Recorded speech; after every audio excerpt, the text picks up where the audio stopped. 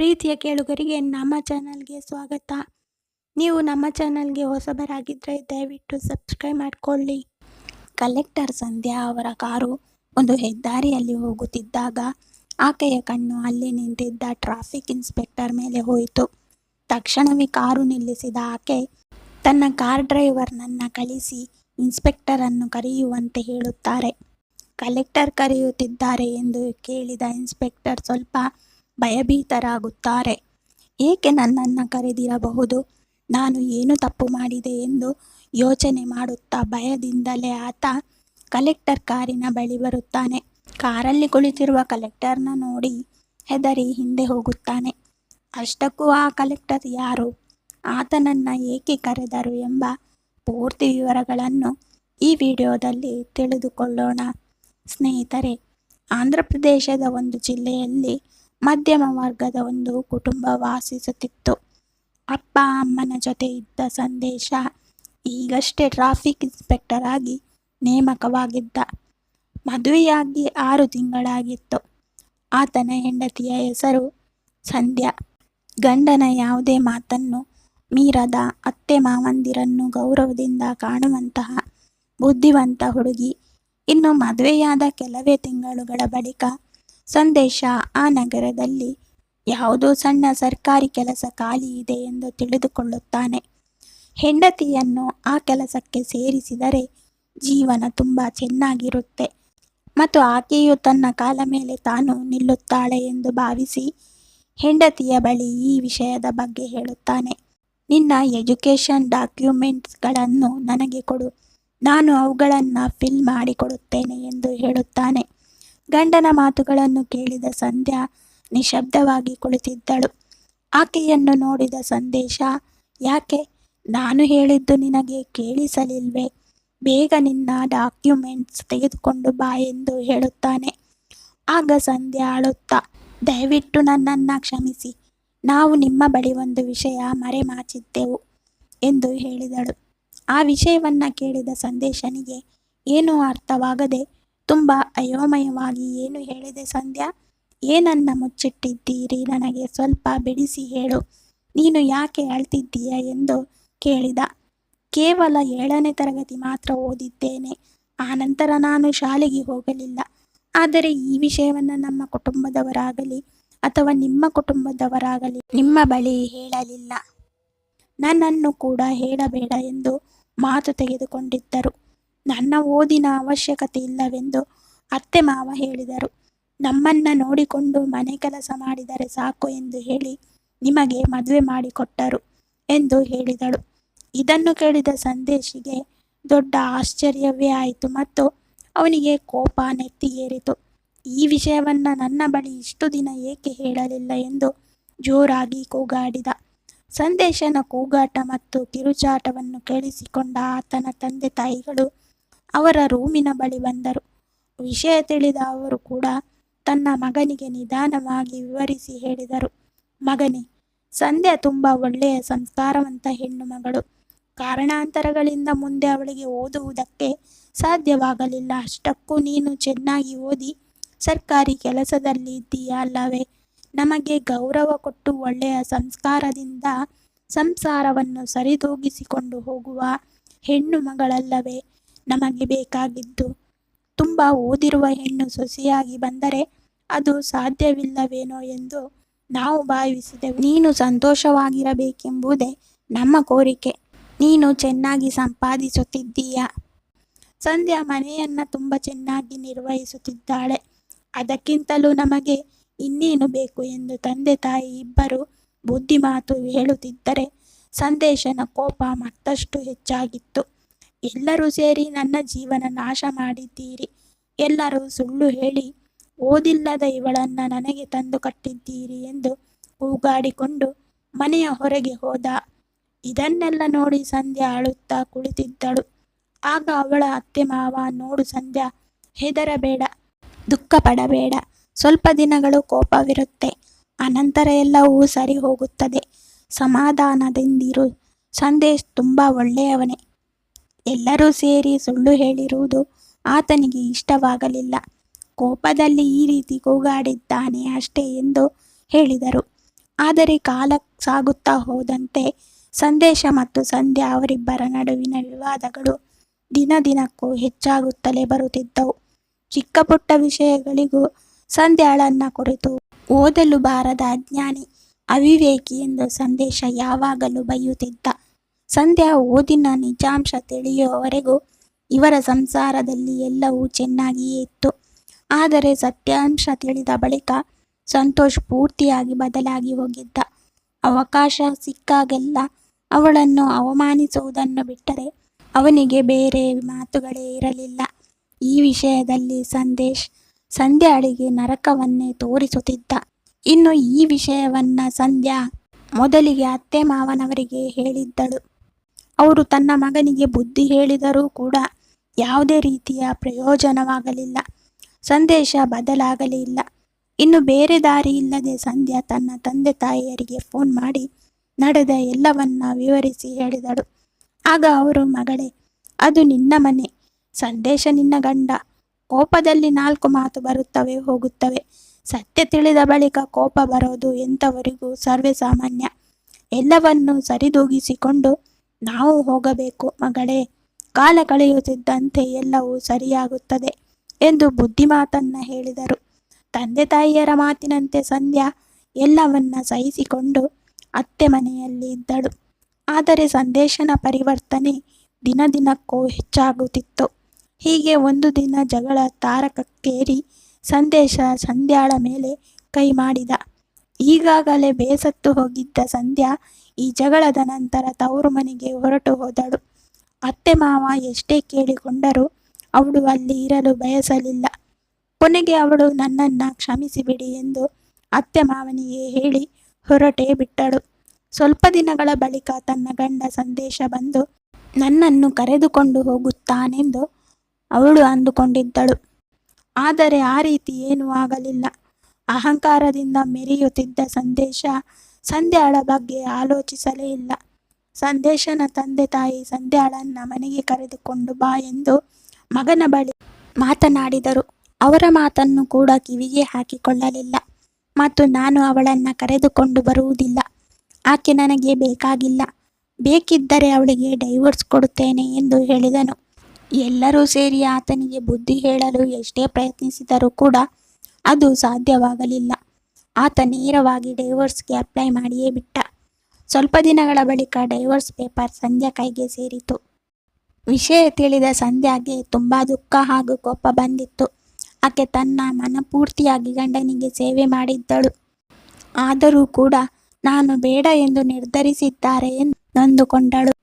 ಆದರೆ ಸಂಧ್ಯಾ ಕೂಡ ಎಷ್ಟು ಅಂತ ಸಹಿಸಿಕೊಳ್ಳಬಲ್ಲಳು. ಆದ್ದರಿಂದ ಅವಳು ಕೂಡ ಈ ಸಂಬಂಧಕ್ಕೆ ವಿರಾಮವಿಡಬೇಕೆಂದು ನಿರ್ಧರಿಸಿಕೊಂಡಳು.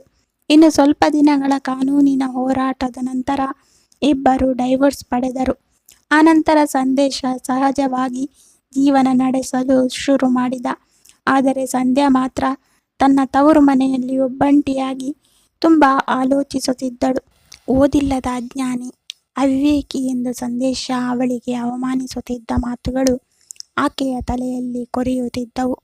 ಮದುವೆಯ ಬಳಿಕ ಸರ್ವಸ್ವವು ಗಂಡನೆಂದು ತಿಳಿದ ನನಗೆ ಏಕೆ ಇಂತಹ ಶಿಕ್ಷೆ ಎಂದು ಸಂಧ್ಯಾ ತುಂಬ ಬಾಧೆ ಪಡುತ್ತಿದ್ದಳು. ಒಬ್ಬಂಟಿಯಾದ ನನ್ನನ್ನು ಎಲ್ಲರೂ ಬೇರೆ ರೀತಿ ನೋಡುತ್ತಿದ್ದಾರೆ ಎಂದೆನಿಸುತ್ತಿತ್ತು ಆಕೆಗೆ. ಆದರೆ ಎಲ್ಲೋ ಒಂದು ಕಡೆ ಆಕೆ ತನ್ನನ್ನು ಧೈರ್ಯದಿಂದ ಇರಿಸಿಕೊಳ್ಳಲು ಪ್ರಯತ್ನಿಸುತ್ತಿದ್ದಳು. ಹೇಗಾದರೂ ಮಾಡಿ ನನ್ನ ಜೀವನ ರೂಪಿಸಿಕೊಳ್ಳಬೇಕೆಂಬ ಛಲ ಆಕೆಯಲ್ಲಿತ್ತು.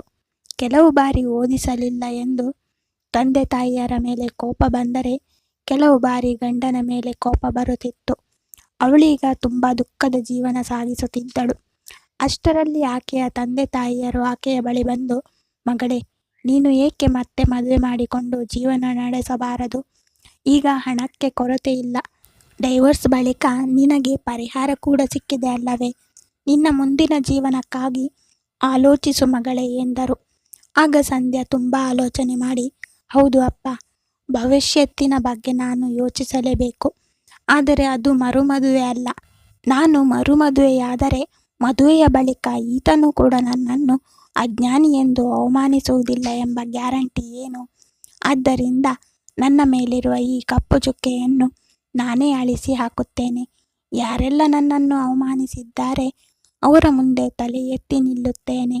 ಇರುವ ಹಣದಿಂದ ಮದುವೆಯಾಗುವುದಿಲ್ಲ, ಓದುತ್ತೇನೆ, ಡಿಗ್ರಿ ಪಡೆಯುತ್ತೇನೆ ಎಂದು ಛಲದಿಂದ ಮತ್ತು ಆತ್ಮಸ್ಥೈರ್ಯದಿಂದ ತನ್ನ ತಂದೆಗೆ ಉತ್ತರ ಹೇಳುತ್ತಾಳೆ.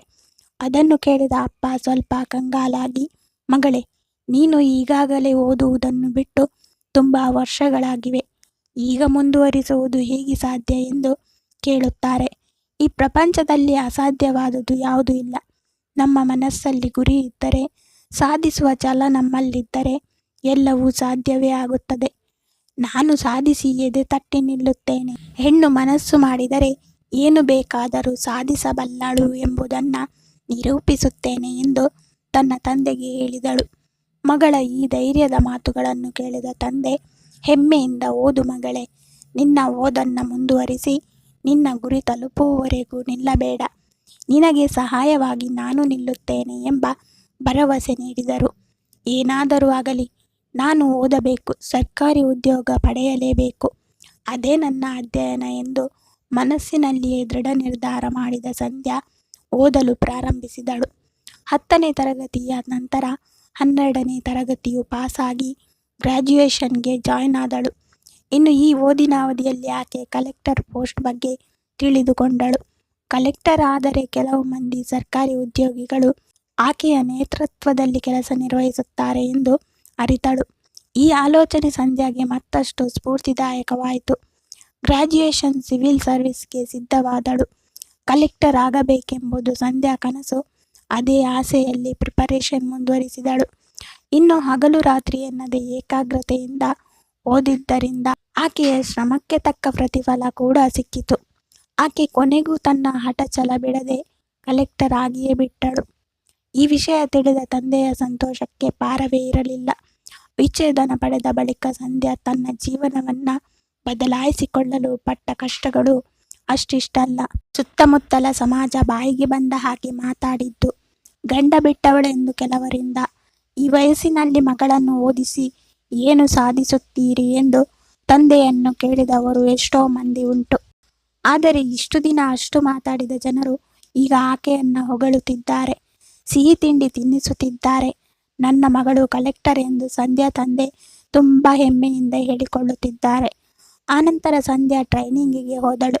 ಟ್ರೈನಿಂಗ್ ಮುಗಿದ ಬಳಿಕ ಪೋಸ್ಟಿಂಗ್ ಕೂಡ ಲಭಿಸಿತು. ಗುರಿ ಹೊಂದಿದ್ದರೆ ಕಠಿಣವಾದ ಶ್ರಮ, ಧೈರ್ಯ, ಸಾಹಸಗಳಿಂದ ಮತ್ತು ದೃಢವಾದ ಆತ್ಮವಿಶ್ವಾಸದಿಂದ ಏನನ್ನಾದರೂ ಸಾಧಿಸಬಹುದು ಎಂಬುದಕ್ಕೆ ಸಂಧ್ಯಾ ಸಾಕ್ಷಿಯಾಗಿದ್ದಳು. ತನ್ನ ಜೀವನ ಬದಲಾಯಿಸಿಕೊಂಡಿದ್ದಳು. ಇನ್ನು ನೀತಿ ನಿಯಮಗಳ ಅನುಸಾರ ಕಲೆಕ್ಟರ್ ಆಗಿ ಕೆಲಸಕ್ಕೆ ಜಾಯ್ನ್ ಆದ ಸಂಧ್ಯಾ ಒಂದು ದಿನ ಮುಖ್ಯವಾದ ಕೆಲಸದ ಮೇಲೆ ಹೋಗಬೇಕಾಗಿ ಬರುತ್ತದೆ. ಅಲ್ಲಿ ಟ್ರಾಫಿಕ್ ಪೊಲೀಸರು ತಮ್ಮ ಕಾರ್ಯನಿರ್ವಹಿಸುತ್ತಿದ್ದರು. ಆ ಸಮಯದಲ್ಲಿ ಸಂಧ್ಯಾ ಕಣ್ಣು ಅಲ್ಲಿರುವ ಒಬ್ಬ ಟ್ರಾಫಿಕ್ ಇನ್ಸ್ಪೆಕ್ಟರ್ ಮೇಲೆ ಬೀಳುತ್ತದೆ. ಆತನನ್ನು ನೋಡಿದ ಕಲೆಕ್ಟರ್ ಸಂಧ್ಯಾ ಶಾಕ್ ಆಗಿದ್ದಳು. ಯಾಕೆಂದರೆ ಆತ ಮತ್ತೆ ಬೇರೆ ಯಾರೂ ಆಗಿರಲಿಲ್ಲ. ವಿದ್ಯಾಭ್ಯಾಸ ಇಲ್ಲದ ಅವಿವೇಕಿ, ಅಜ್ಞಾನಿ ಎಂದು ಹೇಳಿ ಅವಳನ್ನು ಅವಮಾನಿಸಿದ್ದ ಅದೇ ಗಂಡ ಸಂದೇಶ್ ಆಗಿದ್ದ. ಆಗ ಸಂಧ್ಯಾ ಕಾರು ನಿಲ್ಲಿಸಿ ಎಂದು ಡ್ರೈವರ್ಗೆ ಹೇಳಿದಳು. ಕಾರು ನಿಂತ ಬಳಿಕ ಮತ್ತೊಮ್ಮೆ ಕಾರ್ ಗ್ಲಾಸ್ ಇಳಿಸಿ ನೋಡಿದಳು. ಆಗ ಆತನೇ ತನ್ನ ಮಾಜಿ ಗಂಡ ಸಂದೇಶ ಎಂದು ಕನ್ಫರ್ಮ್ ಆದ ಬಳಿಕ ತನ್ನ ಡ್ರೈವರಿಗೆ ಇನ್ಸ್ಪೆಕ್ಟರ್ನನ್ನು ಕರೆದುಕೊಂಡು ಬರಲು ಹೇಳುತ್ತಾಳೆ. ಅದೇ ಪ್ರಕಾರ ಕಾರ್ ಡ್ರೈವರ್ ಹೋಗಿ ಸಂದೇಶನ ಕರೆದಾಗ ಇನ್ಸ್ಪೆಕ್ಟರ್ಗೆ ಭಯ ಶುರುವಾಗಿತ್ತು. ಅವನು ಗಾಬರಿಯಿಂದ ಕಲೆಕ್ಟರ್ ನನ್ನನ್ನೇಕೆ ಕರೆದಿರಬಹುದು ಎಂಬ ಗೊಂದಲದಿಂದಲೇ ಕಲೆಕ್ಟರ್ ಅವರ ಕಾರಿನ ಬಳಿ ಬಂದನು. ಆದರೆ ಅವನಿಗೆ ತಿಳಿದಿರಲಿಲ್ಲ ಆ ಕಲೆಕ್ಟರ್ ಅವನ ಮಾಜಿ ಹೆಂಡತಿ ಎಂದು. ಆ ಇನ್ಸ್ಪೆಕ್ಟರ್ ಕಾರಿನ ಬಳಿ ಹೋಗಿ ಕಾರಲ್ಲಿ ಕುಳಿತಿದ್ದ ಕಲೆಕ್ಟರನ್ನು ನೋಡಿ ತನ್ನ ಕಣ್ಣುಗಳನ್ನು ತಾನೇ ನಂಬದಾದನು. ಸಂದೇಶ ಇನ್ನೂ ಡ್ಯೂಟಿಯಲ್ಲಿ ಇದ್ದವನು. ನೋಡಿದ ತಕ್ಷಣವೇ ಆಕೆಗೆ ಸೆಲ್ಯೂಟ್ ಮಾಡಿ ಎಸ್ ಮೇಡಮ್ ಎಂದನು. ನೀವು ನಾಳೆ ನನ್ನ ಆಫೀಸಿಗೆ ಬನ್ನಿ, ನಿಮ್ಮ ಬಳಿ ಸ್ವಲ್ಪ ಮಾತನಾಡುವುದಿದೆ ಎಂದಳು ಸಂಧ್ಯಾ. ನಂತರ ಅಲ್ಲಿ ಎಲ್ಲರೂ ಅವರವರ ಪಾಡಿಗೆ ಹೊರಟು ಹೋದರು. ಸಂಧ್ಯಾ ಕಲೆಕ್ಟರ್ ಸ್ಥಾನದಲ್ಲಿ ಇರುವುದೆಂದರೆ ಏನು, ಅವಳು ಹೇಗೆ ಕಲೆಕ್ಟರ್ ಆದಳು, ಇದು ಸಾಧ್ಯವಿಲ್ಲ ಎಂದು ರಾತ್ರಿಯೆಲ್ಲ ನಿದ್ದೆ ಬರಲಿಲ್ಲ ಸಂದೇಶನಿಗೆ. ಮಾರನೇ ದಿನ ಕೆಲಸಕ್ಕೆ ರಜೆ ಹಾಕಿದವನೇ ಸಂಧ್ಯಾಳ ಬಗ್ಗೆ ಪೂರ್ತಿ ವಿವರಗಳನ್ನು ತಿಳಿಯಲು ಪ್ರಯತ್ನಪಟ್ಟನು. ಅವಳ ಊರಿಗೆ ಹೋಗಿ ಎಲ್ಲವನ್ನೂ ವಿಚಾರಿಸಿದನು. ಡೈವರ್ಸ್ ಬಳಿಕ ಆಕೆ ಮತ್ತೊಂದು ಮದುವೆ ಆಗಲಿಲ್ಲವೆಂದು ಕೂಡ ಅವನು ತಿಳಿದುಕೊಂಡನು. ಅವಳು ಡೈವರ್ಸ್ ಬಳಿಕ ಓದುವುದು ಒಂದೇ ಉದ್ದೇಶವಾಗಿಟ್ಟುಕೊಂಡು ಹಗಲು ರಾತ್ರಿ ಎನ್ನದೆ ಕಷ್ಟಪಟ್ಟು ಓದಿ ಸಾಧಿಸಿ ತೋರಿಸಿದ್ದಾಳೆ ಎಂದು ಅವನು ತಿಳಿದುಕೊಂಡನು. ಆಕೆಯನ್ನು ಆ ಗ್ರಾಮದಲ್ಲಿ ಎಲ್ಲರೂ ಹೊಗಳುತ್ತಿದ್ದರು. ಇದೆಲ್ಲವನ್ನು ತಿಳಿದ ಸಂದೇಶ ಆಶ್ಚರ್ಯಗೊಂಡಿದ್ದ. ಮಾರನೇ ದಿನ ಕಲೆಕ್ಟರ್ ಆಫೀಸ್ಗೆ ಹೋಗಿದ್ದನು. ಕಲೆಕ್ಟರ್ ಕರೆಯುವುದಕ್ಕೋಸ್ಕರ ವೇಟ್ ಮಾಡಿ ಕಾಯುತ್ತಿರುತ್ತಾನೆ. ಅವರು ಕರೆದ ತಕ್ಷಣ ಒಳಗೆ ಹೋಗುತ್ತಾನೆ. ಆದರೆ ಆತನಿಗೆ ತಾನು ತಪ್ಪಿತಸ್ಥ ಎಂಬ ಭಾವನೆ ಕಾಡುತ್ತಿದ್ದರಿಂದ ಬಾಯಿಂದ ಮಾತೇ ಹೊರಡುತ್ತಿರಲಿಲ್ಲ. ಅವನ ಪರಿಸ್ಥಿತಿ ಅರ್ಥ ಮಾಡಿಕೊಂಡ ಸಂಧ್ಯಾ ಕುಳಿತುಕೊಳ್ಳಿ ಎಂದು ಹೇಳಿದಳು. ಮೊದಲಿಗೆ ಸಂದೇಶ್ಗೆ ಟ್ಯಾಂಕ್ಸ್ ಹೇಳಿದಳು. ಯಾಕೆ ಟ್ಯಾಂಕ್ಸ್ ಹೇಳಿರಬಹುದು ಎಂದು ಅವನು ಯೋಚಿಸುತ್ತಾ ಈ ಹಿಂದೆ ನಡೆದ ಅಷ್ಟು ಘಟನೆಗಳು ಆತನ ಕಣ್ಣ ಮುಂದೆ ಬಂದು ಹೋದವು. ಏಕೆ ಟ್ಯಾಂಕ್ಸ್ ಹೇಳಿರಬಹುದು ಎಂದು ನಿಧಾನವಾಗಿಯೇ ಸಂಧ್ಯಾಳನ್ನು ಕೇಳಿದನು. ಆಗ ಸಂಧ್ಯಾ, ಆ ದಿನಗಳಲ್ಲಿ ನೀವು ನನ್ನನ್ನು ಅವಮಾನಿಸದಿದ್ದರೆ, ಅವಹೇಳನ ಮಾಡದೇ ಇದ್ದಿದ್ದರೆ ಬಹುಶಃ ಈ ದಿನ ನಾನು ಈ ಪದವಿಯಲ್ಲಿ ಇರುತ್ತಿರಲಿಲ್ಲ. ನಿಮ್ಮ ಚುಚ್ಚು ಮಾತುಗಳಿಂದಲೇ ನನ್ನನ್ನು ನಾನು ನಿರೂಪಿಸಿಕೊಳ್ಳಲು ನಿರ್ಧರಿಸಿದ್ದೆ. ಛಲದಿಂದ ಮುನ್ನುಗ್ಗಿದೆ. ಅದು ಸಾಧ್ಯವಾಯಿತು ಎಂದಳು. ಆಕೆಯ ಮಾತುಗಳನ್ನು ಕೇಳಿದ ಸಂದೇಶ ಅವಕ್ಕಾಗಿ ಕುಳಿತಿದ್ದನು.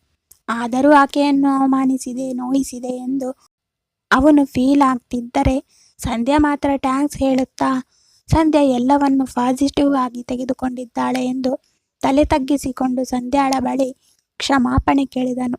ನನ್ನನ್ನು ಕ್ಷಮಿಸು ಸಂಧ್ಯಾ. ಬಹುಶಃ ಆ ದಿನಗಳಲ್ಲಿ ಎಲ್ಲ ವಿಷಯಗಳನ್ನು ನಾನು ಕೂಡ ನಿನ್ನ ಹಾಗೆ ತುಂಬ ಪಾಸಿಟಿವ್ ಆಗಿ ತೆಗೆದುಕೊಂಡಿದ್ದರೆ ಈ ದಿನ ನನ್ನ ಜೀವನ ಸುಖಕರವಾಗಿರುತ್ತಿತ್ತು.